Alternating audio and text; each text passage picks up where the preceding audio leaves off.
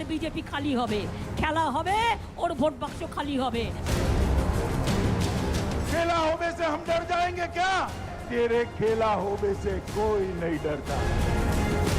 লুঠেরা চাইনা, চাইনা, চাইনা। उसके लिए आपकी रोकथाम दे रहे हैं, बेटियों को चुन चुन कर बंगाल से निकालने का काम ये भारतीय जनता पार्टी। বিজেপিকে বিদায় দিন, বাংলাকে শান্তিতে থাকতে দিন। 2 मई के बाद किसी की ताकत नहीं है दुर्गा पूजा को रोकने की। नमस्कार, मैं हूं अमीश देवगन और इस समय मैं मौजूद हूं कोलकाता में। और कोलकाता में इस बार चुनावी जंग जो है वो बड़ी ज़बरदस्त है। हालांकि 5 राज्यों में चुनाव है, 4 राज्यों में और 1 केंद्र शासित प्रदेश में। लेकिन बंगाल का चुनाव क्यों महत्वपूर्ण है? आखिरकार बंगाल भारतीय जनता पार्टी के लिए सबसे बड़ा रण क्यों है? और बंगाल में ममता बनर्जी और भारतीय जनता पार्टी के बीच में या फिर केंद्रीय गृह मंत्री अमित शाह के बीच में सीधा आर पार क्यों है? आज इसका संपूर्ण विश्लेषण करेंगे मेरे साथ पूरा दिन, क्योंकि आज का पूरा दिन हम बताएंगे भारतीय जनता पार्टी के चाणक्य कहे जाने वाले केंद्रीय गृह मंत्री अमित शाह के साथ। आखिरकार बंगाल के चुनाव के अंदर खेला होवे या विकास होवे, क्योंकि प्रधानमंत्री ने नारा दिया विकास होगा। भारतीय जनता पार्टी का घोषणा पत्र सोनार बांग्ला की बात करता है, लेकिन ममता बनर्जी कहती है कि मेरी चोट के साथ मुझे इस बार भरपूर वोट मिलेगा और मैं सिर्फ बंगाल में नहीं जीतूंगी, मैं बंगाल जीतने के बाद 2024 की तैयारी करूंगी और दिल्ली से बीजेपी को हटाऊंगी। आखिरकार बंगाल का चुनाव इतना महत्वपूर्ण क्यों है? असम चुनाव पर भी हम करेंगे सीधी बात। आज पूरा दिन संपूर्ण विश्लेषण चुनावों पर मेरे साथ। आज का पूरा दिन हम बिता रहे हैं केंद्रीय गृह मंत्री अमित शाह के साथ और जानने और समझने की कोशिश करेंगे कि 5 राज्यों के चुनाव में भारतीय जनता पार्टी के लिए सबसे बड़ी प्रायोरिटी कौन सी है। बंगाल पे भी सीधी बात करेंगे और साथ ही साथ असम के बारे में भी रणनीति को समझने की कोशिश करेंगे कि अमित शाह असम के बारे में क्या सोचते हैं। तो आज का पूरा दिन केंद्रीय गृह मंत्री अमित शाह के साथ, जिनको भारतीय जनता पार्टी का बड़ा रणनीतिकार भी कहा जाता है।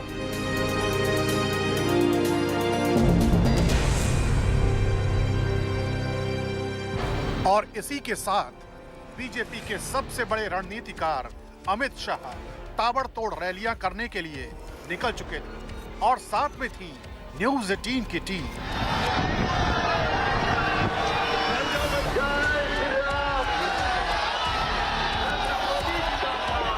कार्यकर्ताओं से मुलाकात के बाद अमित शाह पूरे जोश के साथ रैली से मंच की ओर बढ़ चले।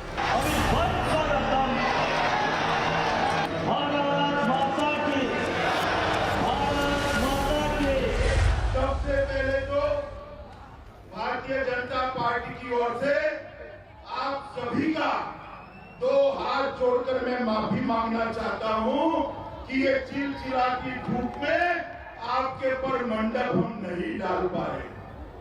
मित्रों, आप सभी का हृदय से मैं माफी मांगना चाहता हूं कि आपको इतनी गर्मी हो रही है, मगर दीदी का त्रास इतना है, संत्रास इतना है कि इतनी गर्मी में भी, इतनी धूप में भी आप दीदी को हराने के लिए खड़े हैं। आप इतनी इस समय हम अमित शाह के पहले कार्यक्रम में पहुंच चुके हैं। कुल मिलाकर अमित शाह ने अपने भाषण की शुरुआत, जहां पर लोगों का हजूम है, आप देख सकते हैं लोगों का हजूम है, भाषण की शुरुआत भारत माता के जय के नारे के साथ करी और ममता बनर्जी पर सीधा हमला बोला, कहा गवर्नर्स नहीं है, आपको पीने का पानी नहीं देती, इस बार आप मोदी जी के नेतृत्व में सरकार लेकर आइए, हम यहाँ पर अच्छा पीने का पानी देंगे, गवर्नेंस देंगे और सुरक्षा देंगे, जो सबसे महत्वपूर्ण थी। तो आज का ये पूरा दिन हम बता रहे हैं केंद्रीय गृह मंत्री अमित शाह के साथ।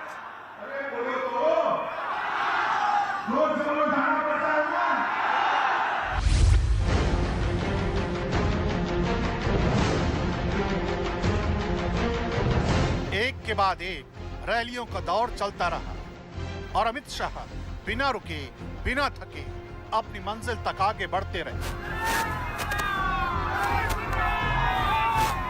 वही जोश, वही उत्साह और उसी गर्मजोशी के साथ समर्थकों और कार्यकर्ताओं का अभिवादन स्वीकार करते रहे।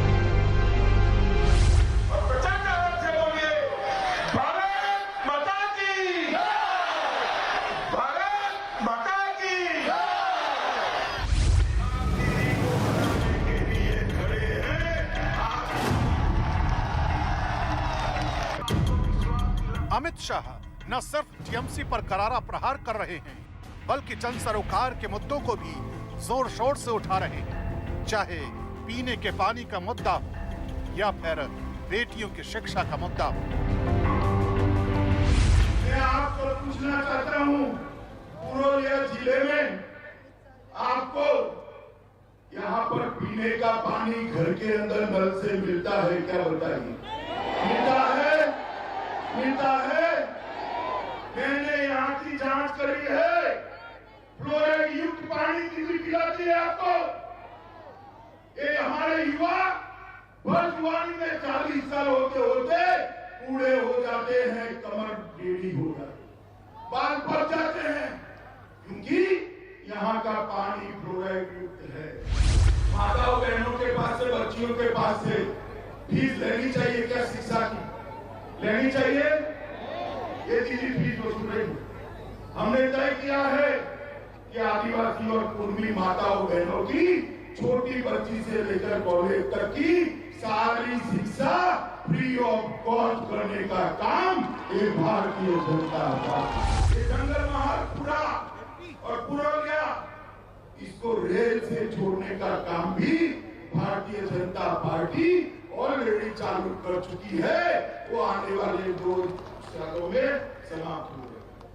आप लोगों को कोई गंभीर बीमारी आए तो कलकत्ते जाना पड़ता है ना? कोई जाना पड़ता है, नहीं जाना पड़ता है? अरे बोलो तो, जोर से बोलो, जाना पड़ता है ना? हमने तय किया है कि यहीं पर जंगल महाल के अंदर भी नया एम्स बनाकर मेरे आदिवासी और कुर्मी भाइयों को हम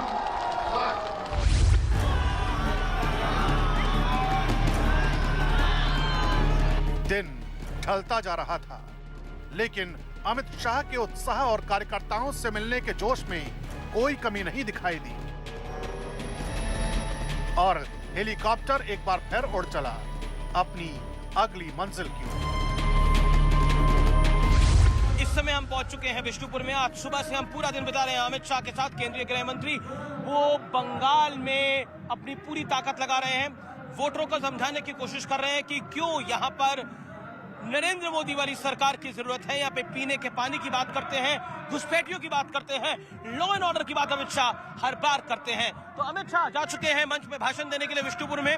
तो विष्णुपुर का मंच तैयार है और हम भी चलते हैं अमित शाह के उस मंच पर, जानने और समझने की कोशिश करते हैं वो यहाँ पर क्या कहते हैं। पब्लिक यहाँ पर बहुत उल्लास में है। जिस जगह अमित शाह पहुंचते हैं वहां पर जय श्री राम का नारा पब्लिक लगाती है। तो क्या जय श्री राम का नारा पब्लिक को कनेक्ट कर रहा है? ममता बनर्जी जिस नारे से सबसे ज्यादा चिढ़ रही थी, क्या वो पब्लिक के कनेक्ट का सबसे बड़ा नारा बन गया है? इसको भी डिकोड करने की कोशिश करेंगे। आज पूरा दिन हम बिता रहे हैं केंद्रीय गृह मंत्री अमित शाह के साथ। मोदी जी 115 स्कीम लेकर आए हैं और दीदी 115 स्कैम लेकर, कौभांड लेकर आई।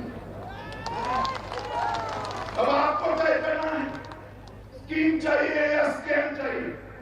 अगर स्कीम चाहिए तो मोदी जी को वोट देना है, स्कैम चाहिए तो तृणमूल की निकम्मा सरकार।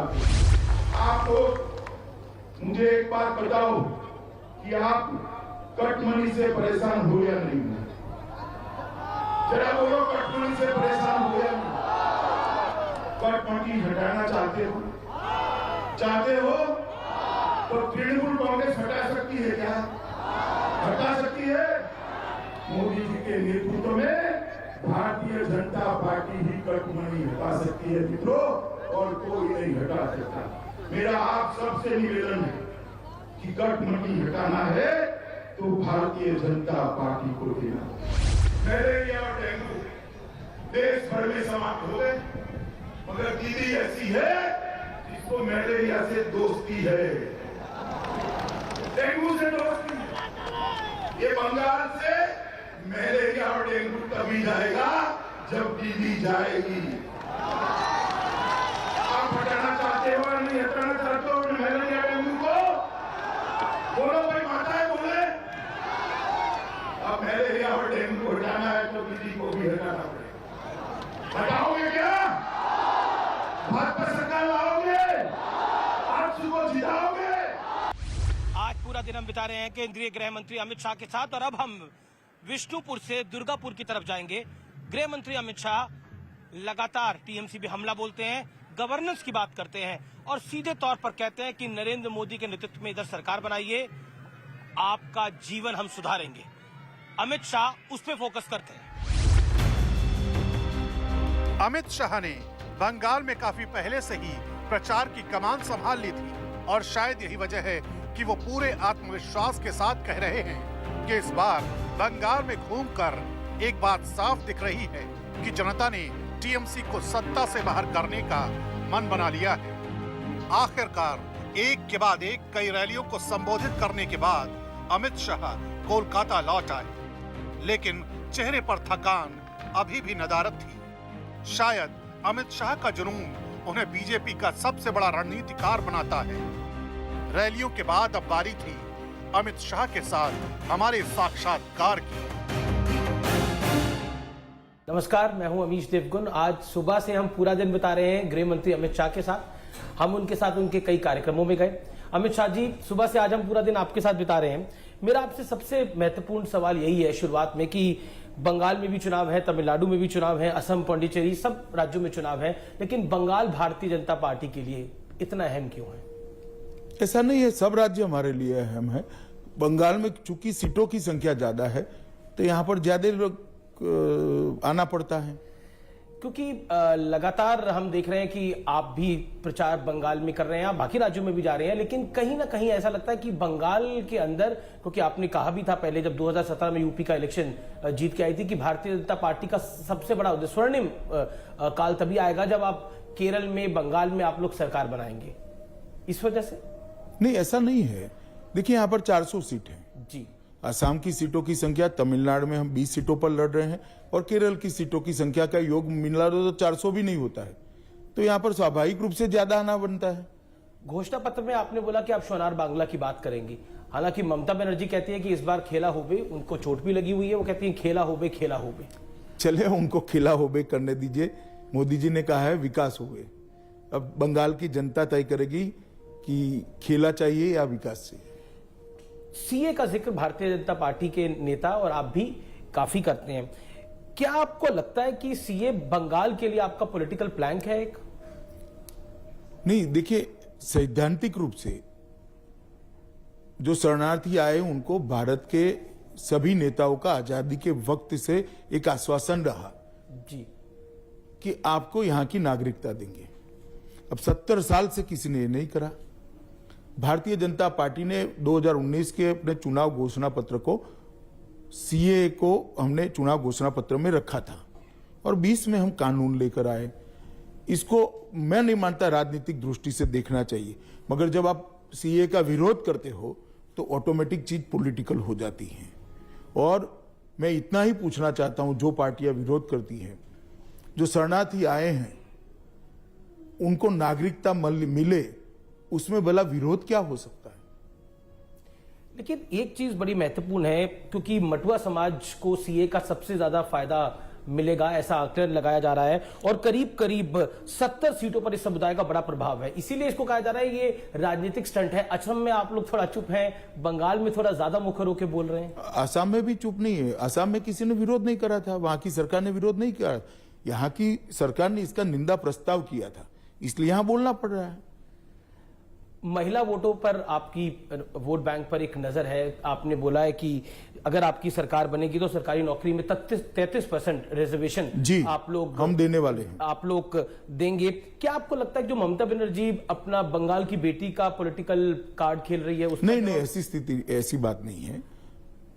देखिए, हमने महिलाओं के लिए 33% रिजर्वेशन करा है। केजी से पीजी तक की पूरी शिक्षा को हमने फ्री ऑफ कॉस्ट करा है। पूरे बंगाल में सरकारी ट्रांसपोर्टेशन में बंगाल की बेटियों को, माताओं को फ्री ऑफ कॉस्ट ट्रांसपोर्टेशन की व्यवस्था करी है। आज बंगाल के अंदर जो दारुण गरीबी है उससे कम से कम महिलाओं को एक प्लेटफॉर्म देने की जरूरत है, ऐसा सब लोग फील करते हैं। तो ये प्लेटफॉर्म देने का हमारा एक प्रयास है। क्या अमित शाह जी, क्योंकि हमने बार बार देखा इस हर रैली के अंदर आप घुसपैठ की भी बहुत ज्यादा बात करते हैं। आप कहते हैं कि घुसपैठ जो है उसको हम रोकेंगे, क्योंकि आप देश के गृह मंत्री भी हैं। विपक्ष की तरफ से आरोप लगता है क्यों पहले घुसपैठ नहीं रुक रही थी, जो अब गृह मंत्री कह रहे हैं कि बंगाल में सरकार बनेगी तो रुक जाएगी। इसलिए क्योंकि घुसपैठ सिर्फ भारत सरकार से नहीं रुक सकती, एक पूरा इकोसिस्टम होता है। अगर कोई डीएम सरकारी पॉलिसी के तहत घुसपैठ को बढ़ावा देता है तो बीएसएफ नहीं रोक सकती। कोई एसपी डिस्ट्रिक्ट का, आप कह रहे हैं स्टेट पैट्रोनेज है। हाँ, तो एक इकोसिस्टम ही टोटल ऐसा बनना चाहिए जो घुसपैठ को रोकने के लिए कटिबद्ध हो, तभी घुसपैठ रुक सकती है। और असम में भाजपा की सरकार बनने के बाद परिणाम अच्छे आए हैं। मेरा अगला सवाल आपसे यही है कि चुनावों के अंदर जिस तरह की भाषा का इस्तेमाल हो रहा है, ममता बनर्जी ने भी कुछ शब्दों का इस्तेमाल कर रहा, आप क्या कहना चाहते हैं जिसमें दुर्योधन दुशासन जैसे शब्दों का इस्तेमाल किया गया? चलिए, वो ममता जी का खुद का निर्णय है, मगर मेरी पार्टी का संस्कार नहीं है। जी, टिकट बंटवारे के बाद बीजेपी में कुछ नेताओं का हमने देखा कि कई जगह विरोध हुआ। क्या कहना चाहते हैं आप उसके ऊपर? अमित भाई, स्वाभाविक प्रक्रिया है। जो पार्टी जिंदा होती है वहां आवाज होती है। क्योंकि आरोप ये लग रहे हैं क्योंकि आपने टीएमसी से जो लोग आए उनको बहुत सारा टिकटें दिए, इस वजह से ऐसा हो उनकी रहा है। सीटों पर बवाल हुआ ही नहीं है। ममता जी भी कह रही है कि बीजेपी हमारे गद्दारों के भरोसे काम कर रही है। चलिए, मैं ममता जी की भाषा नहीं बोल सकता। मैं इतना ही कहना चाहता हूं कि हमारी आइडियोलॉजी को स्वीकार कर जो लोग यहां पर आए हैं उनका स्वागत है, और वो यहां पर भाजपा के कार्यकर्ता, भाजपा के नेता नाते ही ट्रीट किए जाएंगे। अमित जी, भारतीय जनता पार्टी के कई सांसद और केंद्रीय मंत्री भी चुनाव लड़ रहे हैं, इसके पीछे क्या स्ट्रैटेजी है, क्या रणनीति है?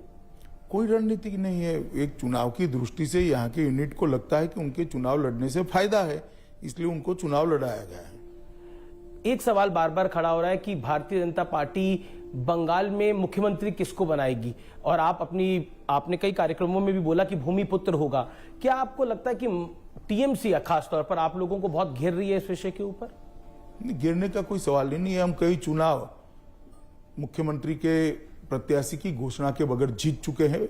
बड़ी बड़ी यूपी जैसी सरकारें बनाई हैं हमने। यहां पर भी बंगाल का ही एक भूमिपुत्र भाजपा सरकार का मुख्यमंत्री होगा।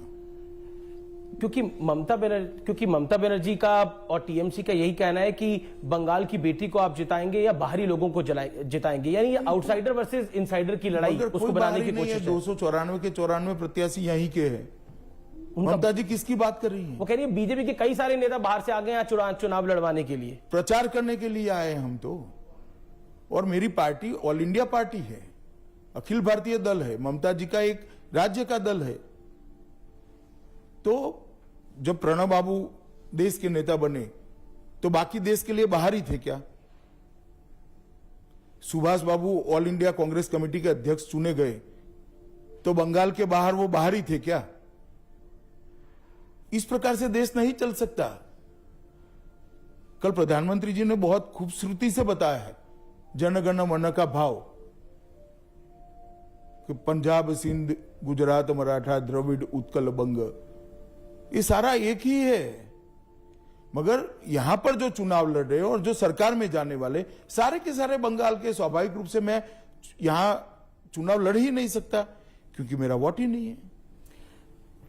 आप कह रहे हैं कि आउटसाइडर वर्सेस इनसाइडर का कोई मामला नहीं है और ये विषय खड़ा ही नहीं होता आपके लिए। जिनके पास एजेंडा नहीं है वो ही इस प्रकार के मुद्दे खड़े करते हैं। पर इस विषय से क्या आप भारतीय जनता पार्टी को बैकफुट पर लाने की कोशिश है? कोशिश कुछ भी हो, ऐसा कुछ होता नहीं।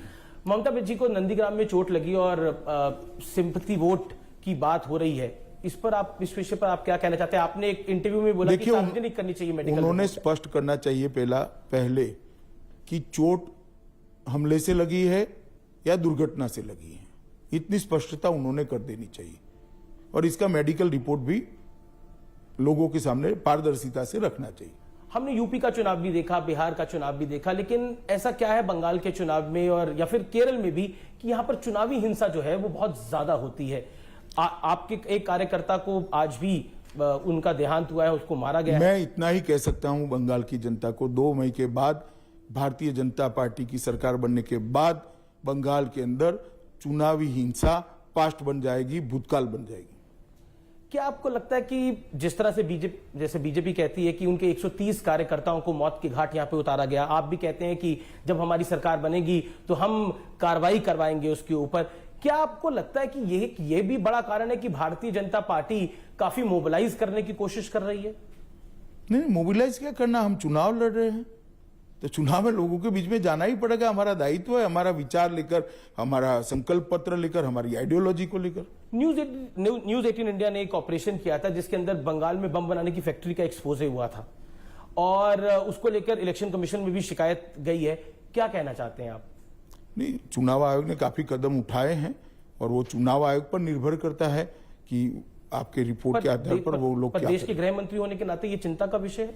जब चुनाव होता है तब गृह मंत्री का कोई अधिकार नहीं होता, चुनाव आयोग का होता है। बंगाल में 100 सीटों से ज्यादा पर मुस्लिम वोटर हैं और उन 30% मुस्लिम वोटर पर लेफ्ट की भी नजर है, कांग्रेस की भी नजर है, ममता जी की तो नजर है ही, उसको आप कैसे देखते हैं? क्यों बीजेपी की नजर? देखिए, हम तो वोटर को हिंदू मुस्लिम की दृष्टि से नहीं देखते हैं, मगर आप जैसे कहते हो कि लेफ्ट, कांग्रेस और ममता जी देख रही, आप कह रहे हो, मैं नहीं कह रहा हूं, तो फिर बाकी के 70% उनका क्या करेंगे? पर क्यों बीजेपी को ये वोट बैंक चाहिए? वोट चाहिए? नहीं, ऐसा नहीं, हम उसको हिंदू मुस्लिम की दृष्टि से देखते ही नहीं है। हर नागरिक वोटर है, हर नागरिक को अच्छे व्यक्ति को वोट देना चाहिए। नहीं, आप कह रहे हैं कि हम हिंदू मुसलमान की दृष्टि से नहीं देखते, लेकिन जय श्री राम का नारा लगता है हर नहीं। जय श्री राम में क्या मुस्लिम विरोधी है? पर एक धर्म का तो नारा है ही, जरा भी नहीं। ये यहां पर जिस प्रकार से अपीसमेंट हो रहा है, इसके विरोध का नारा है। जो अपीसमेंट की पॉलिसी गवर्नमेंट की है, मुख्यमंत्री की है, इसके विरोध का नारा है। क्या आपको लगता है कि भारतीय जनता पार्टी पर जो आरोप ममता दीदी कह रही है, ममता दीदी ने बोला कि बीजेपी यहां पर सांप्रदायिक जहर फैला रही है और सांप्रदायिक जहर की वजह से, जैसे उन्होंने यूपी का हाल कर दिया है, जैसे उन्होंने प्रदेश का हाल कर दिया है, वैसे ही वो बंगाल का हाल देश का क्या हाल हुआ है? देश में डेवलपमेंट बढ़ा है, दंगे कम हुए हैं, यूपी में भी एक भी दंगा नहीं हुआ है, क्या हाल बढ़ा है? और आपके यहां क्या स्थिति है? आपने क्या हाल कर दिया है? अभी आज ही तृणमूल कांग्रेस के एक नेता ने कहा कि 30% मुसलमान अगर इकट्ठा हो जाते हैं तो 3 पाकिस्तान बन जाए। कौन फैला रहा है जहर? हम फैला रहे हैं क्या? हमने क्या कहा है? वो कह रहे हैं कि हिंदू मुसलमान कर रहे हैं, मगर क्या हिंदू मुसलमान करा? हम तो बोले नहीं, पोलराइज कर रहे हैं। और ये जो 30% वाला बयान तृणमूल के नेता ने दिया है, ममता दीदी क्या करेगी उसका? आज तक तो निंदा भी नहीं करी है। कहते हैं दुर्गा पूजा तो पहले भी इधर होती थी, अब ये लोग कहते हैं दुर्गा पूजा नहीं करने देते, तो उस तरह का देखिए, दुर्गा पूजा 4 साल तक दुर्गा पूजा कोर्ट के में जाने के बाद कोर्ट की दखल से हुआ है, ये रिकॉर्ड है। आपके टीवी की टीम रिसर्च कर ले, जरा डाउनलोड करे कलकत्ता हाईकोर्ट के ऑर्डर्स को। और क्यों जाना पड़ा कोर्ट में लोगों को? आपने एक अपने कार्यक्रम में बोला था कि चुनाव आते आते तक ममता दीदी जो है वो जय श्री राम बोलेंगी, लेकिन अब चंडी पाठ, दुर्गा पाठ वो सब कर रही हैं। चलिए, अच्छा ही है, मगर बहुत देर हो गई है। धन्यवाद। जी। तो ये थी आज की हमारी